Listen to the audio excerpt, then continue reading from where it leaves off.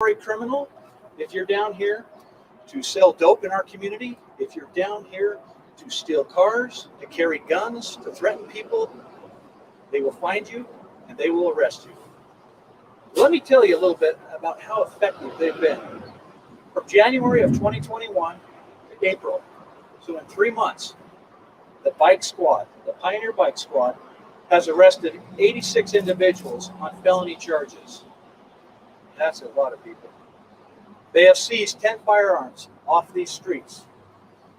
They have recovered 9 occupied stolen vehicles.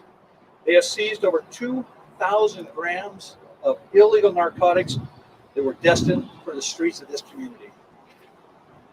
I have example after example of these type of situations, these type of arrests, in summaries that I get every week submitted by the Spike Squad. Well, how do we make this community safer? We do it through partnerships. Partnerships like these guys here, Downtown Ambassadors. Maybe we're going to call you the North Temple Ambassadors. Huh? I just want to tell you, we're excited to partner with them in this area.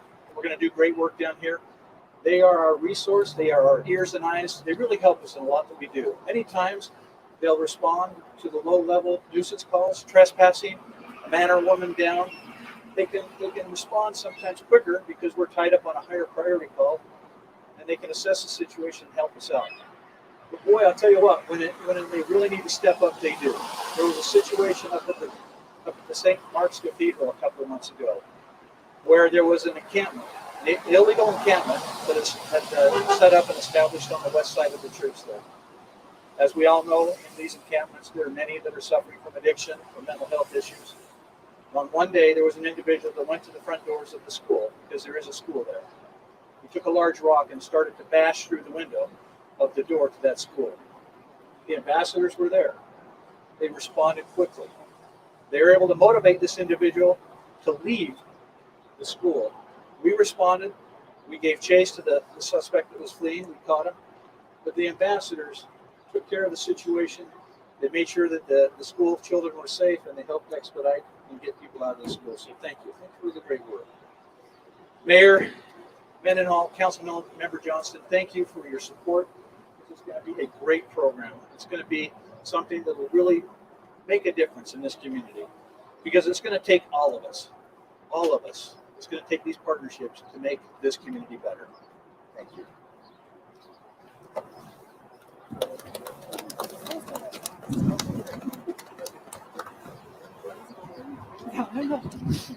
Good morning. I'm Dee Brewer with the Downtown Alliance. I want to acknowledge the great efforts that have been made by many here. Thank you to the mayor and to the chief and to the city for prioritizing this neighborhood.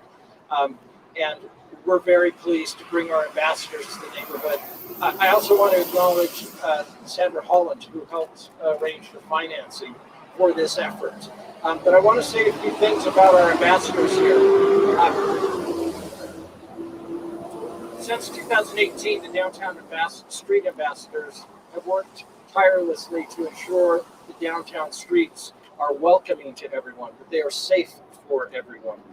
They're on the streets daily, helping people find their way, find directions to restaurants, to retailers.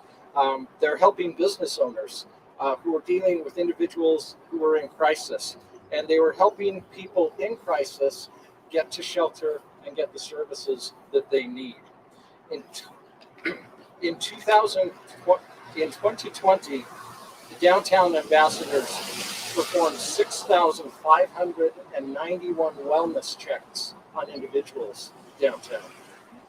They referred 1,448 individuals to shelter and services. They performed 2,859 merchant checks, responding to merchants who needed assistance. And they administered 184 doses. They administered 184 doses of naloxone to prevent overdose. We're confident that the great work that the ambassadors have done in downtown will also have an impact here. We want the people who live in the North Temple District, the people who visit the North Temple District, to feel safe. Thank you very much.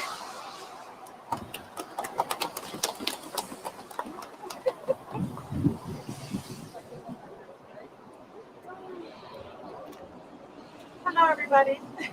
Make sure my hat's on. I'm Lucy Cardenas, and I own the Red Iguana and Red Iguana 2 and Taste of Red Iguana. And Red Iguana 2 is just 2 blocks away, and I actually live in this neighborhood. I am a child of the West Side. I grew up in Rose Park. My family established this business in 1985. I have seen a thing or two on this street, and I want to thank the mayor, councilman, my dear chief, all the local people here, our community that have kept us in business for over 30 years. I'm thrilled to see ambassadors on North Temple.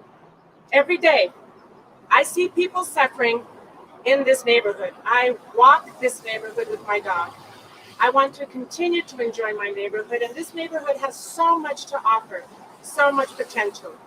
And I love the River District. I love my river, my parks, but I see things that are concerning, that break my heart, and I'm not going anywhere. I live here. I want to stay here. My business is here. We employ 145 souls. 145 people work for us, and we serve over 1,000 people a day. Over 1,000 people come to our restaurants, come to this neighborhood, and they want to know where to go, what to see, what can they do while they wait for a table. And I want to offer them something special, something great, something very Salt Lake. I'm just so thrilled and that you're all here, and I'm overjoyed, and it's inspiring, and it's making me more determined than ever to take care of my neighborhood, take care of my people, our customers, and you guys all take care of yourselves. Thank you. Thank you. Woo!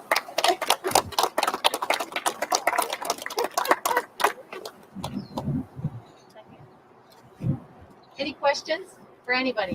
What's the plan, development plans? I mean, you talked about a plan here, a program, or something like that. You mean from a city perspective or the private development that's A happening? little bit of both, yeah. So, and perhaps our economic development team wants to chime in at all, but we've had a redevelopment project area covering North Temple for a very long time. And it has in many ways failed to be the economic lever that these project areas have been successfully in other areas, like Sugar House, for example, which is now all done as a project area. The city's tools that we normally leverage to create the positive change that a community wants to see, the communities actually help us write that project area plan in each unique project area. They haven't worked as well. And I think that as Lucy put so articulately, this is a decades long and even a generational circumstance of trial for this corridor, where the economic pressures that a city can exert on its own haven't been strong enough. We have a qualified opportunity zone that covers a lot of the land in this west side of Salt Lake City, and it's bringing in really hundreds of millions of dollars into the city of new investment that's going to be focused on primarily affordable housing. That's a fantastic new gust of momentum for us. But really the priority of my administration to do whatever we need to do to think outside the box of tools that we've been failing with for too long in this area, I think brings up these kind of partners, expansion of things that we know work well. We know every single day of the week they're out there helping people who are visitors to our city, who are residents of our city, housed and unhoused. So we're going to keep expanding things that we know work, and we're going to try new things. But we're going to take advantage as much as we can of that private investment that's coming into the city, specifically along the North Temple corridor. Did you want to add anything, Andrew? You did a good job. Okay. I mean, are we talking how much housing? Are we talking more restaurants? Are we talking more, I don't know, clubs? I mean, what's going to change here in North Temple? And if you want me to keep going, guys? You can take it, I think, yeah. If you look at the type of investment that qualified opportunity zones, which was a federal program that the Treasury released just a couple of years ago, those investors get the most out of affordable housing investments. So for the opportunity zone dollars that are coming in, we are going to see more affordable housing. But we know from a city perspective, an economic perspective, a downtown vitality, you need your workforce to be able to live where they work. You need people to be able to have the economic capital to spend money at businesses like Red Iguana when they don't feel like cooking and they come home and they live right over there. We need all types of income to have healthy communities and neighborhoods. And we've had a preponderance of lower socioeconomic income in this area for a very long time, which has been part of the difficulty economically speaking. So while we see qualified opportunity zone investment bringing affordable housing, our redevelopment agency and our housing trust fund is looking also to make sure there's a balance of market rate to support the local economy here. When you ask about restaurants, distilleries, clubs, artist spaces, maker spaces, those are absolutely things that we're interested in supporting as a city. And Dee, I don't know if you have any ideas or details about those kind of businesses. All that and more. All that and more. There is opportunity. All of these things. Ben, did you want to say something? I can step in and yeah, there are several timelines. Some, when you think about this holistically, some of these projects obviously aren't public yet because they're still in the works and there are negotiations taking place. But we'll see what we have in the pipeline at the early stage. Some of those things that we can't talk about quite yet are some of those what we call catalytic projects. Those things that really on their own, as they're built out, will encourage the foot traffic and the things that will build some of the the foot traffic that encourages small businesses like restaurants and that activity that you're talking about. I think we're at an exciting time right now. We're at a pivot point that some of those projects are just getting momentum. And as Councilmember Johnson and the mayor said, we also have this area is uniquely positioned for growth. And some of those key assets like the opportunity zones are really what's kicking off that interest, but that takes some time to develop. And some of those projects we'd love to talk about today, but they're just in that negotiation timeline or on the cusp of being able to talk about it. So. I've got Councilmember Johnston. Yep. Councilmember Johnston was just reminding me that there's a market that's going to be breaking ground at the Fair Park in May that the city's been a participant financially in. And Rocky Mountain Power, with their 100 acres on the south side of North Temple, they're going to be redeveloping that Gatsby power plant site over the coming decade, but they're beginning that work now. There was one other one you brought up.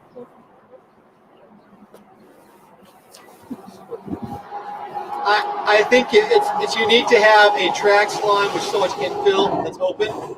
We have vacant lots. And so what you'll see coming up is the intersection of the Jordan River and North Temple could be a phenomenal development area for a lot of things. The Fair Park sits there, and that's where that market's going to be coming right up to the Fair Park station. You'll see Rocky Mountain Power with their 100 acres just on the west side of the river developing the frontage on North Temple. And then the state's vacant wide ball field right there is also plans for development. And so this is all zoned transit oriented. So you'll see a lot of commercial on the first floor and residential above it. Mixed use, live where you work, folks who commute in and out. A lot of the state offices are here. This is really extension of downtown. It's just never been thought of that way.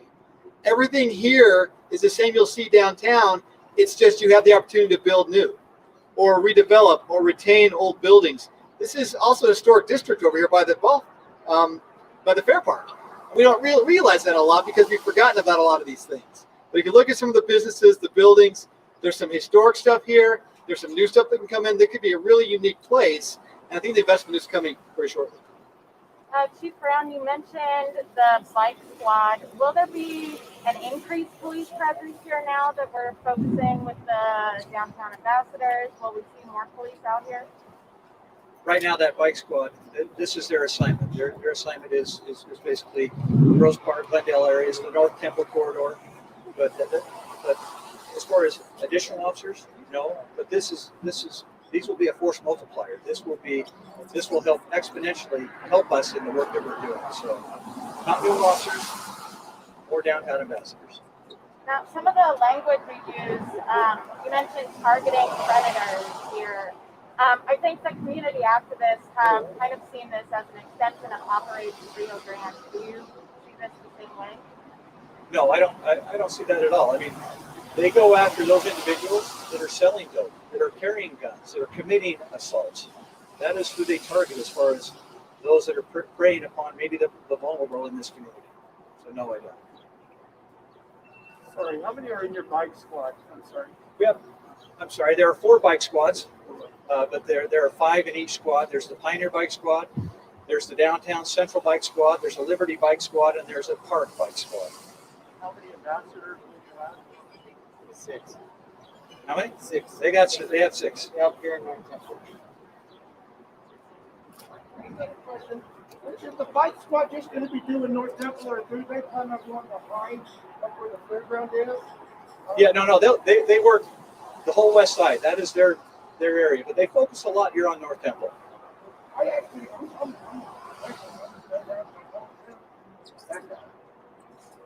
have a hard time. I have a hard time if I get to school, if they walk to school without finding needles or things on the ground. I don't let them walk to school anymore because of that. Is there any plan to help, like Third North and areas behind the temple? I live here my whole life. I haven't been worried about my kids. I would like to see more police activity back in that area. I call the police myself before when I see a crime. And they show up maybe like an hour later after they're already gone. Yeah. It's just heartening to me. I'm sorry. I just wanted to know. Thank you. Sorry. I feel for you. Yeah. I got kids who walk to school too, and that is a terrifying prospect. You're why we're doing this. I want you to stay in this neighborhood. I want your kids to feel safe here, and I want them to be able to put their roots down here and to thrive. So, it's a hard conversation in the last year to talk about police staffing and the numbers, and there's not a police department in the state of Utah that's had the kind of pressure that our police department has. About 300 protests over the course of June since last year, and a lot of it directed at them. And we've lost some officers who don't want to necessarily work in the department that has borne the brunt, but we want to serve you, and our officers want to serve you, and they want to be able to show up when you need them, not an hour or more later. So we're having those hard conversations because we have to for you and for all the residents who deserve an answer when you call 911. And that's about having enough officers to respond to the real needs of our residents and our businesses here in the city. So we need more officers.